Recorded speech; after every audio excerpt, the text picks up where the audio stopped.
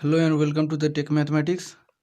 आज हम आइसकेका छु फेरि एउटा नयाँ भिडियो लिएर जसमा म कोर्डिनेट जियोमेट्री सुरु गर्ने छु।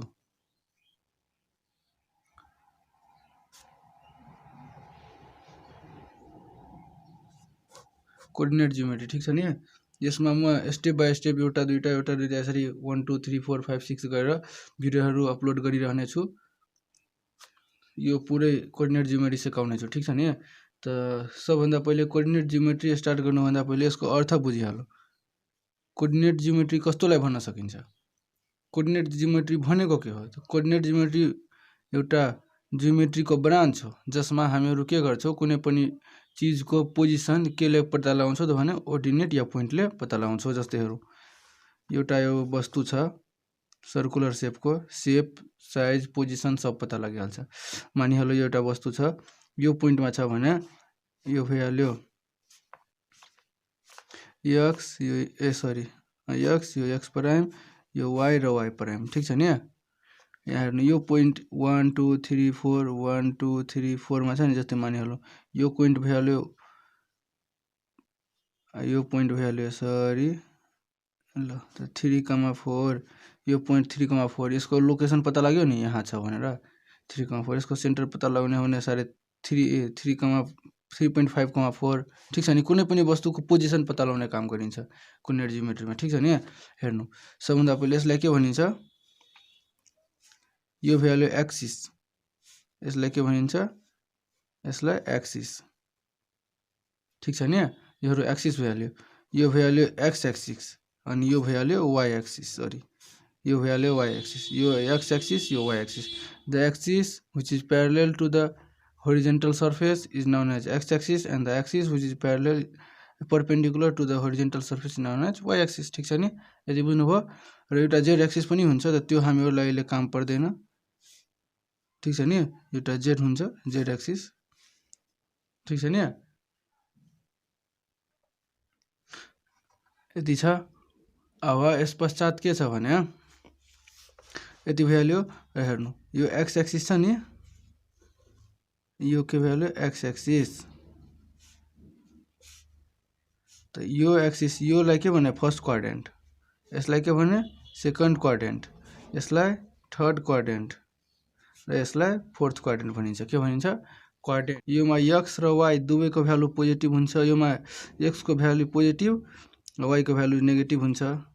प्लस प्लस सरी x को भ्यालु नेगेटिभ र y को भ्यालु पोजिटिभ हुन्छ ठीक छ नि। योमा के हुन्छ भने प्लस प्लस माइनस माइनस अनि प्लस माइनस। योमा x र y दुवैको भ्यालु नेगेटिभ हुन्छ र योमा के हुन्छ भने x को पोजिटिभ र y को भ्यालु नेगेटिभ हुन्छ ठीक छ नि। यति बुझिहाल्नु, बेसिक कुराहरू छ योहरू। र हेर्नु यो पोइन्ट मानिहरु x, y पोइन्ट छ ठीक छ नि। x, y के हो? ऑर्डिनेट हो एउटा। यसलाई के लेखिन्छ भने x लाई x कोअर्डिनेट भनिन्छ र y लाई y कोअर्डिनेट भनिन्छ ठीक छ नि। x लाई x कोअर्डिनेट र y लाई y कोअर्डिनेट ठीक छ। यसैमा x लाई ऑर्डिनेट अब्सिसा पनि भनिन्छ, अब्सिसा र यसलाई ऑर्डिनेट। यति होइन, यसलाई रन र राइज पनि भनिन्छ। हेर्नु यो x एक्सिस, यसलाई रन पनि भनिन्छ र यसलाई राइज भनिन्छ। बुझ्नुभयो? रन यतातिर होरिजोन्टल सर्फेस हो रन र यसलाई राइज ठीक छ नि। यो यति बुझ्नुभयो, बेसिक कुराहरू छ योहरू भनिदिइरहेको छु। त्यस पश्चात म स्टार्ट गर्छु भने तपाईहरुलाई बुझ्नलाई आसानी हुन्छ ठीक छ नि। अब सुरु गरौँ, बढी टाइम वेस्ट नगरिकन। आज म डिस्टेन्स फर्मुला कभर गरिरहेको छु ठीक छ नि।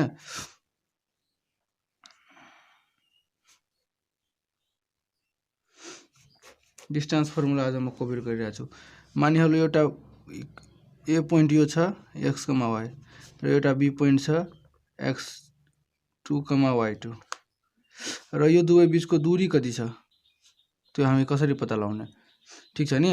त्यही हो डिस्टेन्स फर्मुला ठीक छ। र त्यही फर्मुलाको प्रुफ चाहिँ हामीहरु डाइरेक्टै गरिदिन्छौँ नि। x2 बाट x1 घटाउँछौँ, y2 बाट y1 घटाउँछौँ र 2 लाई एड गरिदिन्छौँ यो रुट अन्डरमा। त यो भ्यालु हाम्रो डिस्टेन्स फर्मुला हुन्छ नि। यो कसरी आयो त्यो हेराउन गइरहेको छु। जस्तै d = root under x2 - x1 को whole square plus y2 minus y1 को होल स्क्वायर यो हुन्छ। त्यो कसरी निस्किन्छ दुईटा पोइन्टको बीचको दूरी यो फर्मुला निस्किन्छ। यो फर्मुला कसरी आयो त्यो फर्मुलाको डेराइभ हेरौँ न गइरहेको छु। ठिक छ नि, बढी टाइम वेस्ट नगरिकन सुरु गरौँ। त्योभन्दा पहिले यदि भिडियो तपाईँलाई राम्रो लागिरहेछ भने च्यानललाई सब्स्क्राइब गर्न नबिर्सिनु होला र भिडियोलाई लाइक गर्न पनि नबिर्सिनु होला, ताकि हामीहरू मोटिभेटेड रहौँ र यस्तै भिडियोहरू तपाईँहरूको लागि ल्याइबसौँ। ठिक छ नि, त हेर्नु प्रुफ गर्नको लागि सबभन्दा पहिले हेर्नु त यो एउटा के छ प्लेन भइहाल्यो, यो एक्स प्राइम वाई र वाई प्राइम यो त भइहाल्यो केहरू प्लेनहरू first quadrant, second quadrant, third quadrant, fourth quadrant. Axis यो भइहाल्छ ओरिजिन पोइन्ट। ठिक छ नि, यसको कोअर्डिनेट जहिले पनि के हुन्छ 0,0। हेर्नु एउटा पोइन्ट ए छ,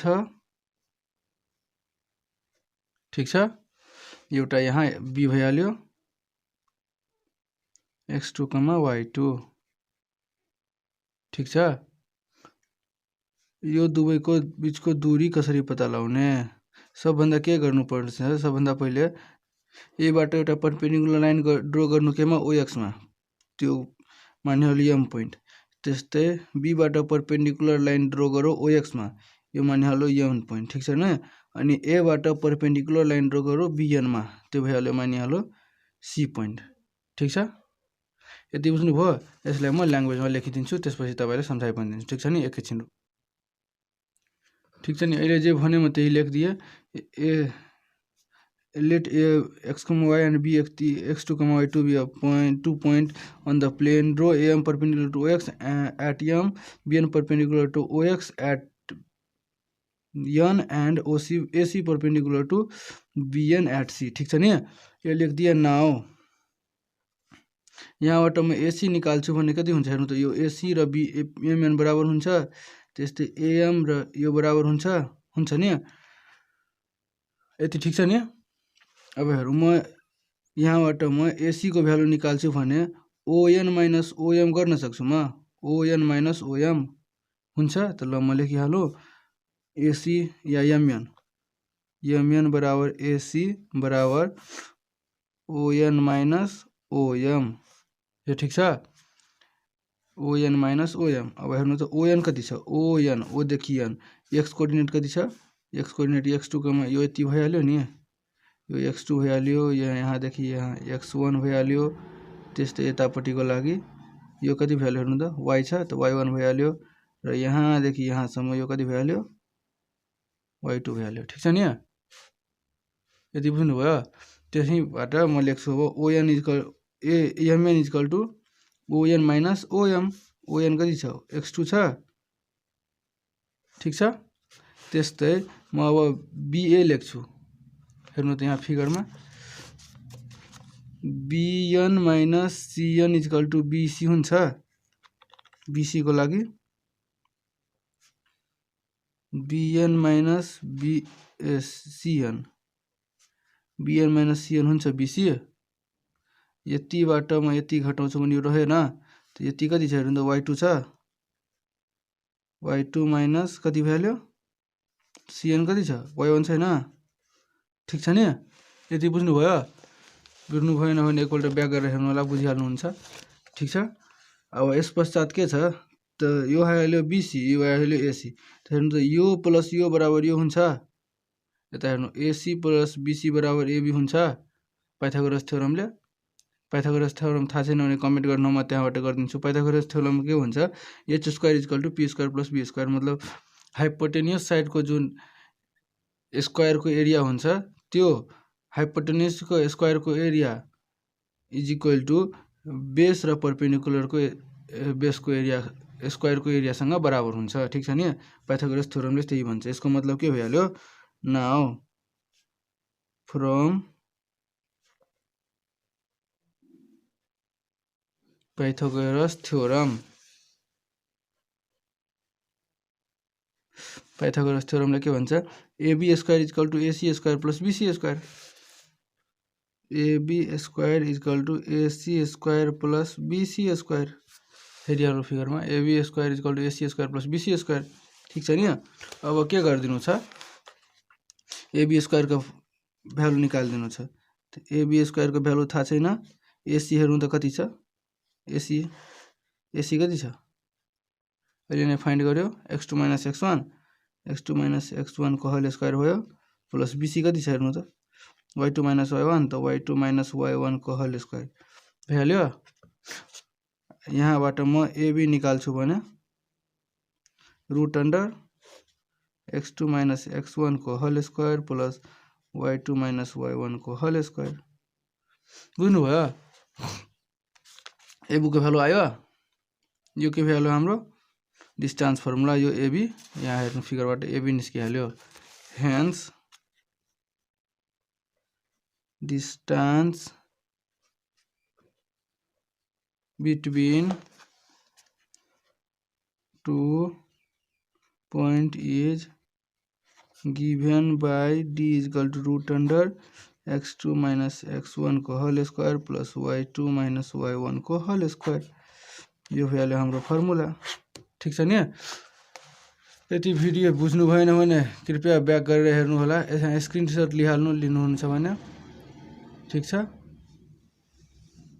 छ यति मात्रै हो प्रुफ बुझ्नु भएन भने भिडियो ब्याक गरेर हेर्नु होला र भिडियो राम्रो लागिरहेछ भने च्यानललाई सब्स्क्राइब गर्न नबिर्सनु होला र भिडियोलाई लाइक गर्न पनि नबिर्सनु होला keep watching and keep learning